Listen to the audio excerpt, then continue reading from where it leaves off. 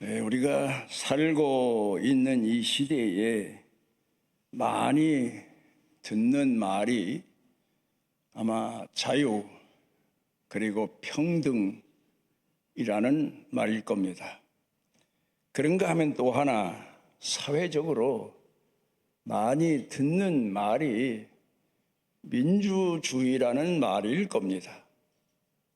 그런데 세상적인 눈으로 보면 자유와 평등의 시대를 우리가 살고 있고, 또 세상적인 눈으로 보면 민주주의 국가에서 살고 있습니다.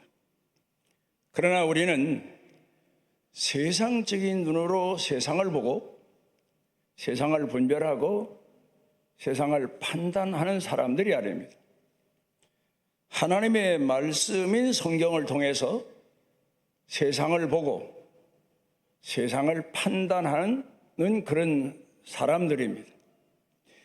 성경을 통해서 오늘 우리가 살아가는 이 시대를 보면은 자유와 평등의 시대가 아니고 방종과 방심과 타락의 시대를 살고 있다는 사실을 우리가 깨달으며 놀라워할 때가 많습니다. 그런가 하면 성경을 통해서 우리나라 정치 사회를 보게 되면 민주주의 국가가 아니라 이건 세상 그 어느 나라에도 없는 무질서, 그런 정치 세계를 이루고 사는 나라구나 하는 것을 보면서 탄식하지 아니할 수가 없습니다. 누가 젊은이들이 요 근간에 저를 찾아와서 제 꿈이 정치인입니다 하면 아마 저는 그 청년 앞에서 제발 정치인은 되지 말아라, 국회는 가지 말아라, 사람 버린다, 아마 그렇게 간청을 할지 모릅니다. 어떻든 성경을 통해서 세상을 보는 신앙의 눈으로 분별하며 오늘을 살아간다는 게 얼마나 어렵고 힘든 줄 모릅니다. 그렇지 않아도 세상 눈으로 세상을 봐도 살기가 힘들어서 젊은 청년들이 앞으로 더 한 발짝씩 자기 꿈을 이루기 위해서 나가기보다 주저하고 망설이다가 세월 다 보내는 그런 시대가 되고 말았는데, 신앙의 눈으로 세상을 볼 때에 참 하나님의 말씀의 능력과 성령의 능력이 아니면 도저히 무슨 일이든 시도할 수 없는 그런 시대라고 하는 사실을 발견하게 될 겁니다. 구약 시대 유명한 선지자 호세아 시대로 돌아가 봅니다. 아마도 젊어서 하나님 앞에 부름받은 선지자였던 것 같습니다. 결혼 전에 하나님 앞에 부름받은 선지자였던 것 같습니다. 그런데 이 사람도 나이가 들어가며 선지자이지만 그 누구나 동일한 꿈과 그리고 소망을 가지는 가정에 대한 아마 꿈이 컸지 않았을까. 어린아이가 자라고 청년이 되고, 청년이 되면 제일 첫 번째 고민하는 게 아마 결혼 그리고 가정을 이루는 것이 아닐까. 물론 자기 일터에 대한 꿈도 열망도 대단합니다마는 이 가정의 문제를 놓고 호세아가 하나님 앞에 간절히 기도했을 것 같습니다. 그러면서 자기 자신의 결혼 상대자를 아마도 하나님 사라 같은 여인을 만나게 해주십시오. 한나 같은 여인을 만나게 해주십시오. 분별력에 있어서 리브가 같은 여인을 만나게 해주십시오. 이런 기도를 하지 않았을까? 젊은이의 꿈이 결혼이라면 그 결혼의 성공을 위해서 반려자에 대한 기도를 하지 않는 사람이 어디 있습니까? 열심히 기도했습니다. 제가 생각해 볼 때 그런 그 호세아의 기도를 들으시는 하나님도 아마 고민 중에 빠지시지 않았나. 야, 내가 지금 기도하는 그런 여인이 지금 이 시대에 어디 있니? 내가 봐도 없다. 아마 그런 마음으로 답답해 하시고 성령께서도 탄식하지 않으셨을까? 그럼에도 호세아가 결혼하고 싶어서 계속 기도하니까 제 나름대로의 묵상입니다. 있긴 하나 있는데 문제투성이다.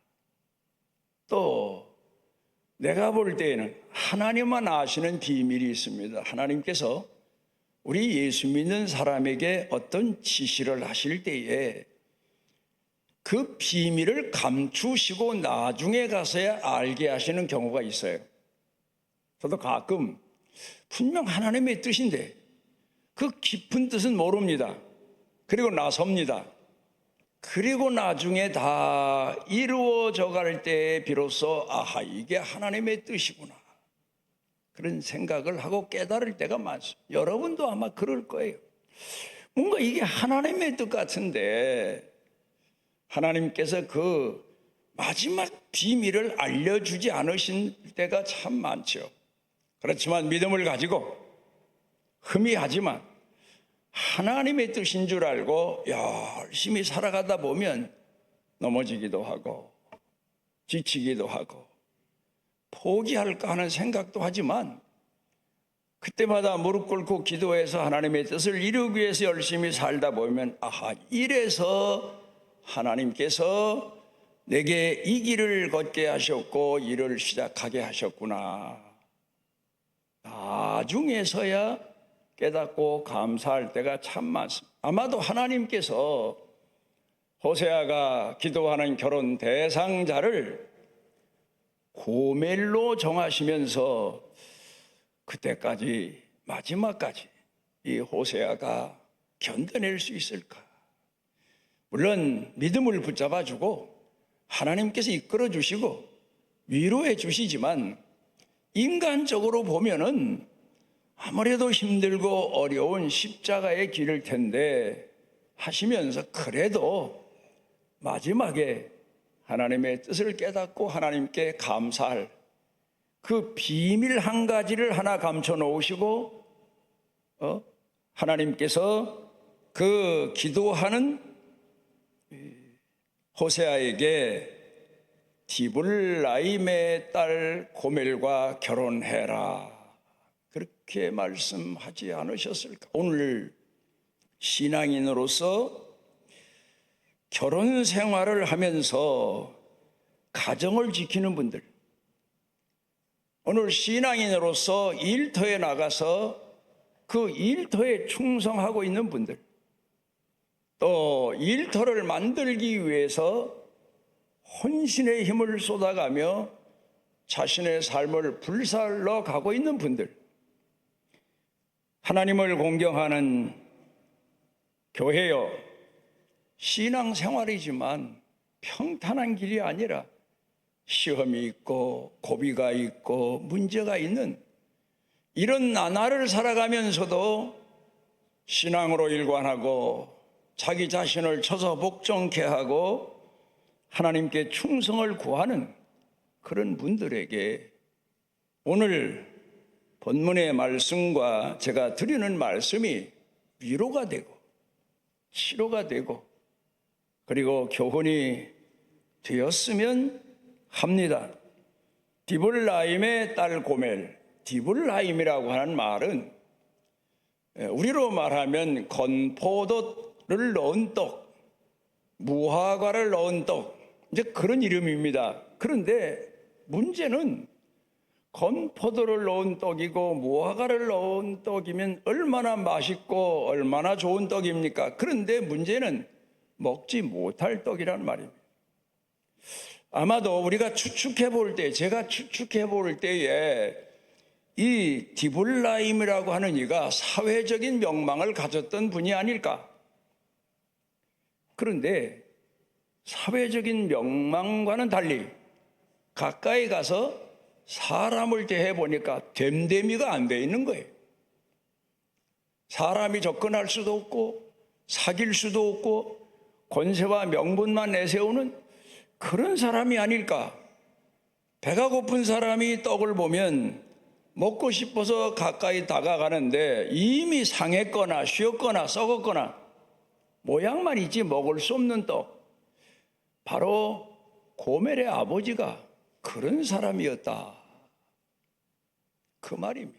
오늘 우리 시대에도 겉모습이나 그 사람이 가지고 있는 이름을 들어볼 때에는 참 훌륭한 사람 같고 존경할 만한 사람 같은데 막상 가까이 다가가서 그 사람의 내면을 들여다보면 상종 못할 사람이 얼마나 많습니까?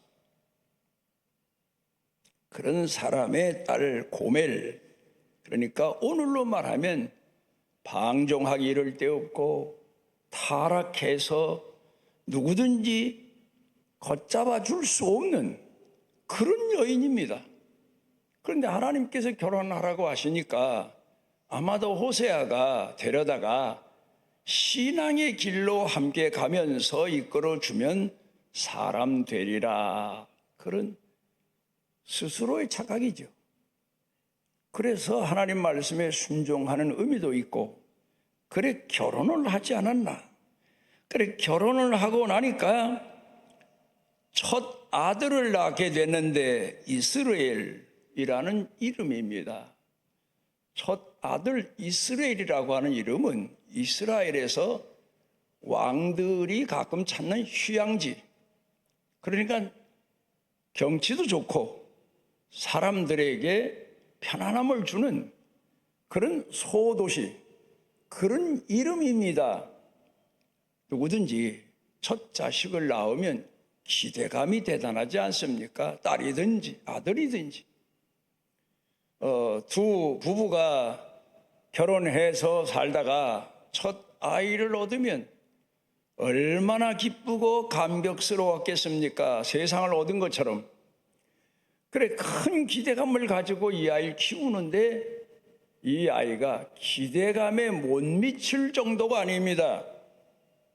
아예 부모 마음의 근심 덩어리로 바꾸어져 갑니다. 그러다 보니까 두 번째 딸을 낳는데 로루하마라. 이 아이는 어렸을 때부터 누가 가르쳐 주지도 않았는데 누가 어디서 뭘 보고 배웠는지 방종하기 이를 데 없고 걷잡을 수가 없는 아이입니다. 여자아이인데. 그 아이를 어떻게 하든지 바로 잡아보려고 애를 쓰고 노력하고 기도하고. 여러분, 자녀들이 잘못되어 갈 때 부모들이 얼마나 많은 날 동안을 금식하고 철야하고 기도하고 애원도 해보고 비유도 맞춰보고 그러면서 그 아이를 바로 잡아보려고 애를 씁니까? 그런데 아무 소용이 없습니다. 그러다가 또 셋째를 낳는데 세상에 이 아이는 내 자식이 아니다 할 만큼 전혀 아버지를 닮은 데가 없어요. 행동에 있어서, 생각에 있어서. 그 아이 노는 걸 가봐도 전혀 하나님 공경하는 집안의 아이가 아니에요. 이런 과정을 거치다가 인간적으로 지칠만 하지요. 이런 자식 셋을 키우다 보면 하나님 앞에서 낙심지경에 이를 수도 있고, 그런데 그것으로 끝난 게 아니에요. 지금까지 결혼이라고 하는 것은 두 사람이 만나서 집을 짓는 것과 같은 일이 아닙니까? 예수님께서 마태복음 7장에서 신앙생활은 집을 짓는 것과 같다, 그런데 기초가 잘 돼야 된다. 그러니까 신앙생활에 있어서 내 자신의 신앙이 바르게 반석처럼 연단되고 훈련되어져야 비로소 내가 하나님의 사람으로 쓰여질 수 있다. 이제 그런 말씀이지. 그런가 하면은 기업을 꿈꾸는 젊은이들도 기업을 일으킨다는 것은 집을 세우는 것과 같다. 자신의 신앙 고백, 자신이 가지고 있는 인격, 그 위에다가 회사를 세우는 거고 일터를 세우는 거 아닙니까? 그런가 하면 오늘 본문의 말씀으로 미리 돌아가서 보면 교회라고 하는 것도 그래요. 그냥 예수 이름을 부르는 사람들이 모여서 찬송하고 기도하고 뭐 목사가 있고 장로가 있고 권사가 있고 그래서 교회가 되는 게 아니에요. 오늘도 한국에 보면은 결혼한 사람들이 얼마나 많습니까? 그런데 끝까지 반석 위에 세운 집처럼 결혼을 성공적으로 축복받아서 살아가는 사람이 점점 줄고 있다. 얼마 안 가서 사람은 뭘 하든지 시험이 따르지 않습니까? 결혼에도 시험이 따르고 신앙생활에도 시험이 따르고 사업을 해도 시험이 따르고 그 시험을 견디지 못하고 다 포기하고 마는 경우가 얼마나 많습니까? 한국 교회가 옛날에는 참 시대가 좋아서 그런지 성령께서 역사하셔서 그런지 교회라는 이름만 붙이면 교회가 됐는데 요새는 2, 3층을 얻어가지고 교회라는 이름을 붙이고 10년이 지나도 변화가 없는 거예요. 그래 결국 명분만 있고 이름만 있지 교회 노릇을 못하는 교회가 얼마나 많습니까? 그런 것처럼 가정도 역시 마찬가지예요. 가정 구실을 못하는 거예요. 생육하고 번성하며 하나님의 은혜와 축복을 만인에게 내세우고 자랑할 만한 그들은 가정을 이룬다는 게 얼마나 어렵습니까? 그러니까 가정을 이루는 젊은이들은 본인 자신이 가정 생활을 통해서 사랑도 성숙해가고 믿음도 성숙해가고 인간성도 성숙해가고 그 참 중요한 겁니다. 제가 오래전에 여러분 우리 복지원을 가다 보면 서해대교를 지나게 됩니다. 그런데 그 대교 직전에 부천으로 오다가 차량에 문제가 생겼어요. 그 서해대교 중간쯤 와서 차가 딱 섰어요. 그래서 갓길에 세워놓고 이제 레카차가 오기를 뭐 여기저기 연락하고 기다리다 보니까 한 2시간을 거기서 견딘 것 같아요. 그런데 제가 놀라운 것은 여러분도 거기 서보지 않으면 모릅니다. 그냥 차 타고 지나가면 참 다리를 견고하게 잘 놔서 이 많은 차들이 문제없이 잘 통과하는구나 그렇게 생각이 되지만 차에서 내려서 그 갓길에 서서 한 2시간을 지나다 보니까 다리가 출렁출렁해요. 아, 이게 하나의 공법이구나. 여러분 보통 1, 2층 집을 지으면 그냥 바닥부터 벽이나 기둥이나 뭐 위에 지붕까지 단단하게만 짓는 게 목적 아닙니까? 그런데 어느 건축공학에 보니까 빌딩을 지을 경우 높은 빌딩을 짓습니다. 그렇게 지었다간 수명이 오래 못 가고 스스로 붕괴되기가 쉽다는 거예요. 그러니까 그 공법에 의하면 유동성이 있어야 된다는 거예요. 유동성. 그러니까 다리도 약간의 그것도 공법에 의한 거지. 뭐 부실공사를 해서 출렁거려. 그럼 그냥 부서지고 마는 거지요. 집도 그렇고. 그런데 큰 다리 공사를 하든가 빌딩 공사를 하는 건 이 좁은 내가에 놓은 다리처럼 그렇게 놔가지고는 안 된다는 거 아닙니까? 뭐 여러분들은 아마 그걸 잘 아실 거예요. 거기서 2시간 동안을 제가 차 오길 기다리면서 깨달은 게 하나 있습니다. 융통성. 여러분, 목회하는데도 융통성이 필요하고, 가정생활하는데도 융통성이 필요하고, 물론 사람에게 있어서는요, 원칙이라는 게 있어요. 그렇잖아요. 진실이라는 게 있어요. 진리라는 게 있어요. 그러나 거기에 대해서 융통성을 포함하지 않으면 더 큰 일을 할 수도 없거니와 큰 현장으로 나아갈 수도 없다는 사실을 제가 많이 생각을 해요. 이게 건축공학에서 말하는 융통성이로구나, 그런 생각을 했어요. 여러분, 가정을 지금까지 이끌고 가정생활 하시면서 남자 호세하든 여자 호세하든 여러분들이 겪었던 마음의 고통이나 아픔, 물론 그를 통해서 우리 신앙인은 더 성숙한 신앙인이 되어가고, 더 폭넓은 신앙인이 되어가고, 더 상대방에게 미운정 고운정을 가리지 않고 사랑하는 사람으로 자라가게 되고, 처음에는 천부당 만부당 하던 일도 이해가 되고 포용하게 되고, 그런 과정을 거치면서 여러분이 가정을 버텨가고, 또 교회 생활도 역시 마찬가지예요. 초신자 때 교회 나왔다가 시험 드는 분들 참 많죠. 자기가 기대하고 생각했던 교회가 아니란 겁니다. 그러나 그런 시험 단계를 하나하나 극복해 가면서 사랑과의 시험, 또 물질적인 시험, 그 외 여러 가지 시험을 극복해 나가면서 믿음이 성숙해 갈 때에 비로소 그 사람이 하나님 성전에 반석이 될 수 있고 기초가 될 수가 있는 겁니다.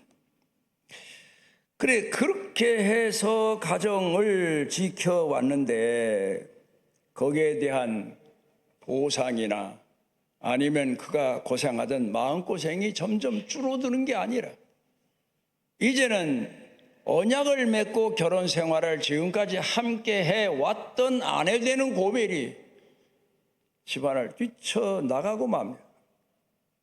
그리고 나가서 다른 남자와 어디는가 도망을 간 것 같은데 몇 년 후에 소식을 들으니까 그 남자가 배신해서 노예로 팔려갔다는 거예요. 그래도 예정이 있어서 그랬는지 아니면 잘 됐다, 너는 내 길로 가고 나는 그저 이 아이들이나 끝까지 포기하지 않고 기도하면서 양육해 보마, 그랬는지는 몰라도 어쨌든 하나님께서 또 호세아에게 만나시면서 내가 몸값을 준비해라, 그리고 가서 그 여인을 데려와라.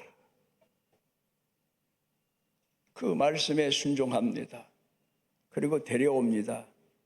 그리고는 호세아가 그동안 많은 연단 과정을 거치면서 성숙한 사람이 됐던 것 같아요.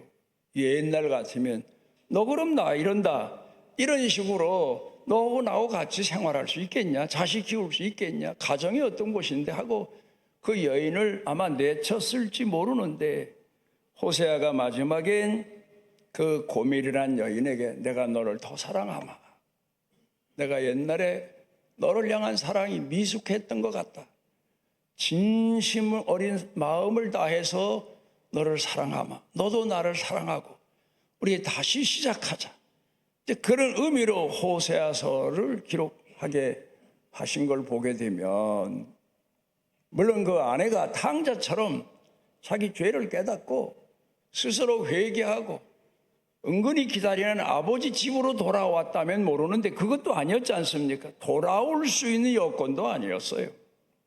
그래 가서 몸값을 지불하고 그를 구원해 오고, 그리고 그와 사랑을 다시 시작한다. 이건 물론 이스라엘 역사의 대표적인 모형이죠. 그리고 오늘 타락한 사람들, 가정의 상대의 어리석음과 미련함과 부패함을 끝까지 포용하고 낙심하지 않고 기도하며 하나님 앞에 충성을 다한 사람에게 마지막 주시는 축복이 이 정도라면 할렐루야입니다, 여러분. 그래, 어떤 분들 보면 목회하면서 많은 분들을 제가 지켜보면 큰 고난과 아픔, 십자가를 혼자 지고 이 집을 지키고 있구나, 이 집안을 저 사람이 버티고 있구나, 이 자녀들을 저 사람이 포기하지 않고 기도하고 있구나. 하나님께서 10년이 가든 마지막 일생을 끝나는 순간까지라도 하나님은 저들로 하여금 돌아오게 하실 거다. 그래서 위로한 적도 많았고 같이 아픔을 나눈 적도 참 많았습니다. 여러분, 이제 오늘 성경 본문 말씀 가운데로 돌아가서 보면은 예수님께서 제자를 불러 모으신 이유가 뭡니까?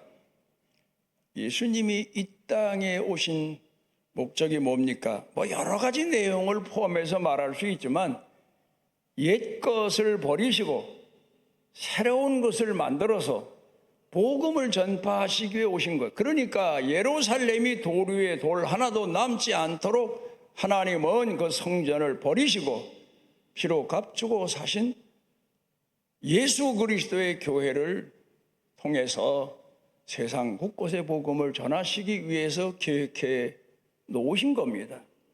그래서 제자들을 불러 모으신 것은 바로 그들이 앞으로 장차 연단받고 훈련받아서 처음에는 참 어떻게 저게 사도가 돼? 어떻게 저 사람이 목사가 돼? 어떻게 저런 인격, 저런 성격 가지고 주의 복음을 전할 수 있어? 그럴 정도의 사람들입니다. 사회적으로는 아예 비판의 대상이고 성격상으로 보면 준수하지 못하고 베드로 같은 사람 보면 성격이 불같아요. 불같은 사람에게 이점도 있지만 여러분 아시는 대로 단점도 얼마나 많습니까? 불같은 성격 때문에 주변 사람 많이 다칩니다. 평소에는 순한데 한번 성질을 내고 일어나면 수많은 사람이 다쳐요. 이런 사람을 교회를 세우시는데 반석을 삼으신다? 이거 참 심각한 문제죠. 그런데 예수님께서는 연단시키시고 훈련시키시고 말씀과 성령으로 말이에요. 여러분, 오늘 우리의 계명이 뭡니까? 여러 가지 계명을 말합니다마는 딱 두 가지. 말씀으로 살며 성령의 인도하심을 받는 것. 그겁니다, 여러분. 간단한 건데 에덴 동산에서는 선악과만 안 따먹으면 되는 건데 이제 오늘 우리에게는 예수님 따라가면서 말씀에 순종하고 인내하고 순종의 훈련이 얼마나 어렵습니까? 제가 교회를 세울 만한 기초가 될 만한 사람을 평소에도 눈여겨봅니다. 많은 사람들이 신학 가고 목사 되고 그럽니다마는 몇 년 교회 하다가 문 닫는 데도 많고 끝까지 말썽만 일으키고 교회다운 교회가 못 되고 이제 그런 경우가 참 많아요. 그래, 처음에는 경험이 없어서 그저 열정만 보고 또 그저 단면만 보고 이 사람은 목사가 되겠거니 해서 외국에 선교를 하고 그곳에 사람을 세우고 해봤는데 결국 인간적인 판단이 얼마나 어리석었나를 깨닫게 됩니다. 그래, 하다 마지막에 은퇴하면서 공연히 후임에게 부담만 주면 안 되겠다. 내가 시작한 것 내가 정리하자. 그래서 다 끊었어요. 한 곳만 남겨놓고. 솔직한 고백입니다마는 그 한 곳도 사실은 고민을 많이 했는데 그래도 하나라도 남겨야 되지 않을까 해서 문제는 사람이에요. 그 유명한 얘기 있지 않습니까? 삼성의 창업자 회장님이 기업은 사람이다. 참 예리한 명언입니다, 여러분.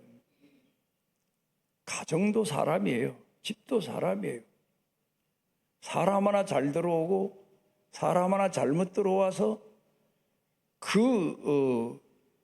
덕스러웠던 집안이 풍지박산되는 경우가 얼마나 많습니다. 교회도 마찬가지예요. 많은 과정을 거쳐야 돼요. 제가 우리 교회가 심혈을 기울여서 선교했던 곳에 가면서 거긴 들리지 말자. 들려봐야 내 마음에 갈등만 생긴다. 그리 작정하고 갔는데 들리지는 않았지만 소식을 듣고 아이구나. 그러니까 내가 기도하고 고민하다가 선교를 끊었지. 이런 생각을 합니다.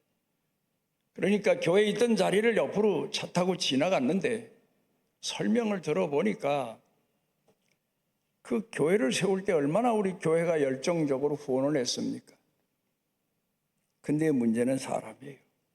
돈이 아니에요. 물론 돈도 문제 중요하죠. 경제 문제도 중요하지만 사람이 들어.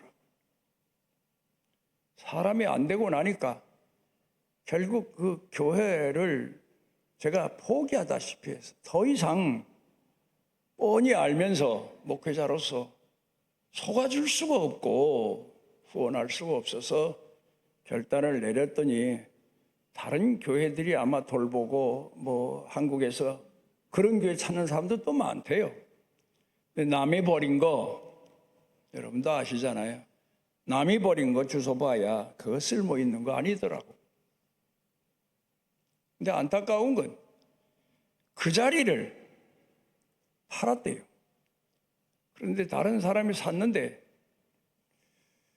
그 가격에 대해서는 제가 정확한 내용이 아닌 것 같고 또 사실이라 하더라도 여러분에게 말씀드리긴 좀 그렇고 팔았는데 몇 년 안 돼서 지금 갑절이 올랐대요.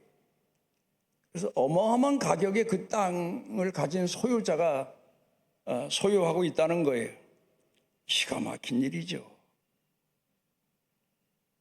또 한 곳에는 선교사를 파송해서 우리가 교회를 시작했는데 이런저런 일로 거길 또 포기하게 되지 않았습니까? 근데 기가 막힌 건 그 주변은 벌써 이미 거기도 그 땅도 개발돼서 아파트가 들어서고 도시가 됐는데 그 교회 하나만 가운데 땅 남아서 다 쓰러져가는 초가집처럼 그게 남아있다는 거예요. 사람이 문제예요, 사람. 사람 하나가 얼마나 중요한가 하는 것을 생각해 볼 수가 있었어요. 누구는 돈 가지고 하고 누구는 후원 세력이 많아서 하고 그건 절대 아닙니다. 하나님이 역사하시는 겁니다. 하나님 앞에 기도하고 말씀과 성령의 능력을 힘입기 위해서 무릎 꿇고 기도하고 인내하고 기다리면 하나님이 역사하십니다. 생각지도 못한 역사를 이루십니다. 사람 하나를 바로 안다는 게 참 중요해요. 그래, 오랜 경험을 통해서 이 사람은 가능성이 있다 그렇게 보고 그리고 일을 진행했는데 참 하나님 은혜가 얼마나 컸는지 모릅니다. 하나님이 계획하신 바를 내가 이제 와서 이루어 놓을 수 있었다는 것. 죄송합니다마는 제 나름대로의 감격은 참 큽니다. 제가 식구들과 앉아서 아침 먹다가 농담 하나를 했어요. 올해가 어떤 해인 줄 아나? 모르죠. 다른 사람들이 모르죠. 내 신년의 해라고, 신년. 아마 이 교사분들은 유대인들이 말하는 신년하면 언제쯤인지 아마 기억하실 거예요. 하나님이 이런 상을 주셨다고. 신년에 이런 상을 주셨다고. 부스러기 일이라고 달라고 울면서 헤매고 다닌 게 6년, 7년인데 하나님께서 이런 일을 계획해 놓으시고 이루시는 일을 제가 보면서 그래, 역시 마찬가지야. 사람이야. 반석이 문제야. 모든 시련과 역경을 넉넉히 극복하며 주의 뜻을 이루기 위한 마음 자세. 가정생활도 그래요. 누군가 한 사람이 있었기 때문에 성경으로 돌아가서 보십시오. 그 계보가 이어지게 됐고 그 가문이 되살아나게 됐고 예수님 족보만 거슬러 올라가 봐도 누구 한 사람의 희생 때문에 누구 한 사람의 헌신 때문에 그 가정의 계보가 이어지게 됐고 예수님이 이 땅에 오시는 과정을 이루게 됐고 여러분 낙심하지 마십시오. 호세아서를 보면서 하나님이 어떻게 우리들을 사랑하시고 구원의 역사를 이루시나를 모형으로 보여주시기 위해서 택하셨지만 그래서 호세아의 가정이 희생됐다고 보지는 않습니다. 마침 호세아의 가정이 예수님께서 계획하신 구원의 역사와 너무도 동일하기 때문에 하나님께서 그 시대에 그 사람을 들어서 사용하시지 않았나 그런 생각을 합니다. 모릅니다. 여러분이 지금 고난당하면서는 모릅니다. 왜 나를 이 지경까지 이르게 하시는지 모릅니다. 그러나 하나님은 여러분 한 사람 한 사람을 목사만이 아니에요. 선택된 그 시대의 선지자만이 아니에요. 여러분 한 분 한 분이 비록 평생 살아가며 남으로 말하면 가지에 불과한 인생을 살았다 손치더라도 거기에 하나님이 맺히고자 하는 열매가 있어요. 얻기 위한 계획이 있어요. 과수원의 농부가 과수나무를 키우는 것은 한 가지에서 본인이 목적한 열매를 따기 위해서 가꾸는 것처럼 여러분 한 분 한 분이 나는 이 세상 태어나서 무용지물 같아 보이지만 아니에요. 하나님의 계획이 있어요. 섭리가 있어요. 뜻이 있어요. 그래서 그 많은 날 대풍이 불 때에도 살아남게 하셨고 홍수가 날 때에도 살아남게 하셨고 버텨나가게 하셨고 포기 직전에 이르렀는데 하나님이 구원해 주셨고 그게 우리를 택하시고 양육하시는 하나님의 은혜입니다. 베드로 반석이라고 예수님이 말씀하셨지만 그 위에 교회를 세우리라고 말씀하셨지만 예수님 말씀 후에 베드로의 삶을 놓고 보면 반석이 뭡니까? 진 구렁텅이만도 못한 그런 인간일 때가 참 많죠. 참 제가 이 베드로나 아브라함이나 신앙인들에 대해서 묵상하다가 탄식하면서 하나님께 감사하는 것은 하나님이 목적을 이루시기 위해서 강하고 능하게 하실 때가 있어요. 여러분들 잘 아시는 대로 왜 목사가 저러지? 그런데 강하고 능한 그런 모습으로 나타나서 교회를 이끌 때에 여러분이 지켜보거나 따라오다 보면 그 말한 대로 이루어집니다. 하나님이 함께 하셨고 하나님이 내모셨고 하나님이 계획하신 바고 하나님이 이루고자 하시는 일이기 때문에 저를 강하고 능하게 하신 겁니다. 그런데 그렇다고 제가 매사에 칭찬받을 만하고 하나님의 도구로 쓰임받을 만하냐 하면 아니에요. 어떤 때에는 제가 제 자신을 돌아보면서 탄식할 때가 참 많습니다. 어떻게 나 같은 걸, 어떻게 이 미련한 자를, 그 정도가 아니에요. 어떻게 이 부패한 자를, 타락한 자를 하나님이 포기하지 않으시고 하나님의 뜻을 이루기 위해서 이렇게 귀히 여기시며 이끄실까? 하나님의 참 놀라운 사랑과 은혜를 감탄할 때가 참 많습니다. 하나님이 여러분들을 각자 처소에 세워놓으셨습니다. 그러면서 여러분들로 하여금 오늘 겪고 있는 모든 고난과 역경, 그걸 말하자면 사람들이 그런 말 하죠. 인생 사는 건 사계절을 산다. 10년, 20년 나눠서가 아니에요. 매일매일을 살면서 사계절을 살 때가 참 많아요. 어떤 때에는 내 가슴에 요동이 치기 시작합니다. 이걸 걷잡을 수가 없을 때도 있고, 어떤 때는 내 생각이 번거로워서 잠을 이루지 못하고 방을 뛰쳐나가 헤매다가 들어올 때도 있고, 그 인간이에요. 그런데도 하나님께서는 우리와의 약속을 결코 포기하지 않으시고 목적한 바를 이루시는 분. 그래서 저는 하나님께서 내게 약속하신, 꿈에 약속하신 이 꿈을 금년에 와서 이루시는 하나님의 놀라운 광경을 현장에 가서 목격하고, 이게 내게 하나님께서 20여 년 전에 꿈꾸게 하신 일인데 나는 꿈 생각만 했지 이런 일을 이루실 줄을 몰랐는데, 이런 일을 계획하고 이루시는 하나님을 만나면서 얼마나 감격해 왔는지 모릅니다. 그러면서 하나의 내 믿음이 좀, 글쎄 모르겠어요. 또 어느 순간에 가서 또 낙담하고 또 방황할지는 몰라도 업그레이드 좀 된 것 같은, 그래, 이번 일을 놓고 보면 하나님은 나를 통하여 계획하신 바가 있다. 이루시는 바, 응답하시는 바가 있다. 그래서 어떤 분이 그런 말 하지 않습니까? 여러분이 기도하십시오. 그런데 이 세상에서 하나님이 응답을 안 해주시면 하늘나라 가서 여러분들이 그 기도의 응답을 보게 되리라. 그 과장된 말이 아니에요. 실제예요. 씨를 뿌려놓고, 여러분 옛날에 그렇잖아요. 아버지나 어머니가, 할아버지 할머니가 돌아갔어요. 근데 자손들이 그거 갖고 와서 거두어 드려요. 그런 것처럼 신앙생활에는 결코 헛됨이 없습니다.